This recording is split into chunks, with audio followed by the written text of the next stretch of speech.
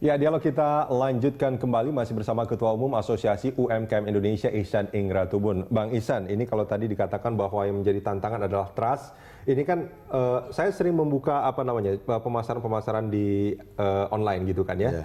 Nah itu kan kadang-kadang ada reviewnya, oh ini barangnya nggak sesuai dengan gambar gitu. Artinya kan ada kekecewaan dari konsumen. Nah ini sebetulnya salah satu trust yang menjadi masalah di sini. Ya betul, makanya dari itu kami juga mengusulkan dari Asosiasi UMKM Indonesia harus ada pengawas. Jadi siapa yang usaha-usaha UMKM mana yang masukkan mendaftarkan dirinya lewat portal. Nah lewat portal ini siapa? Harus diregistrasi yang jelas siapa orangnya. Nah apabila dia melakukan fraud atau penipuan, nah itu kelihatan, harus ditindak secara hukum. Harus ada sanksinya. Harus ada sanksinya. Ya. Nah, kenapa? Karena ini kan pemasaran yang paling murah. Salah satu contoh ada salah satu penjual sate di Gandara Selatan.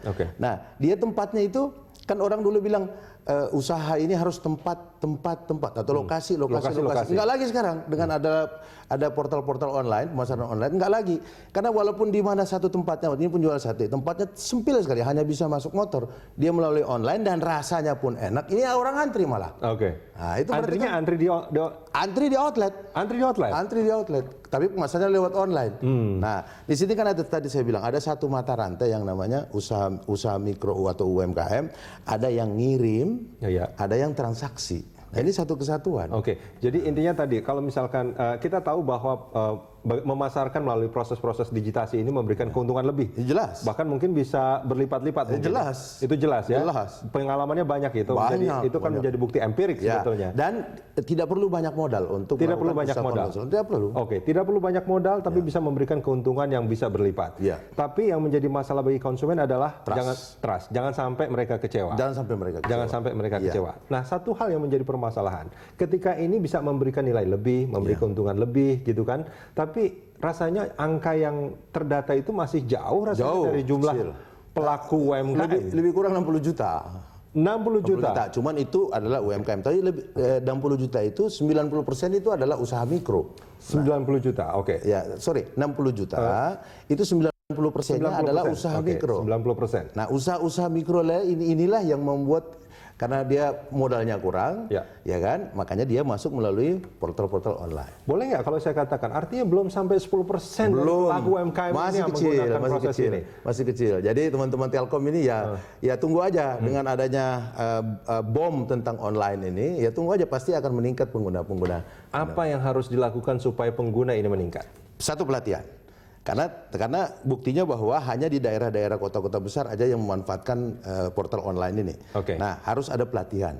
Satu, harus ada sosialisasi yang masif terhadap pelaku-pelaku UMKM.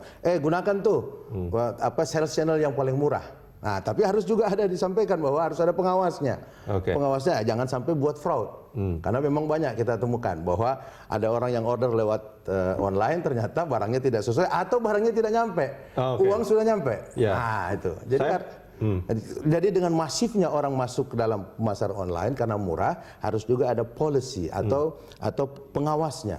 Nah, gitu. Bang Ihsan, kalau kita bisnis kan biasanya ada pajaknya di sini. Ya, itu namanya fintech kemarin ya. Nah, itu gimana? Ya wajib lah. Kalau misalnya pemerintah mau kenakan pajak ya wajib, tapi pajak terhadap usaha mikro. Bedakan dengan pajak yang pengusaha-pengusaha besar. Karena UMKM itu Mas ada butuh 4 saja. Satu, keberpihakan. Harus berpihak pajaknya. Yang kedua, perlindungan usaha. Harus ada perlindungan. Dan dia punya kepastian. Dia punya kepastian bahwa dia mampu. Dan dia bisa dapatkan izin untuk berusaha lewat portal online. Yang keempat adalah kesempatan berusaha. Ini yang dibutuhkan. Nah, oleh 4 itu apakah sudah tersedia saat ini sebetulnya? Atau masih dirasakan kurang? Ya contohnya kalau keberpihakan di mall misalnya, space untuk UMKM itu ada undang-undangnya, diberikan harus 10% untuk space buat UMKM. Tetapi pada kenyataannya harganya diberikan, tapi harganya sama dengan pengusaha-pengusaha besar. Nah, ini enggak. Artinya sebetulnya itu tidak memberikan kesempatan pada mereka. Ya, tidak sesuai dengan amanah Undang-Undang 20 tahun 2008. Keberpihakan itu menjadi keberpihakan, perlindungan, kepastian atau izin-izin. Yang keempat adalah kesempatan dia berusaha. Bang Ihsan Ingratubun, terima kasih banyak sudah hadir di Market Corner. Baik.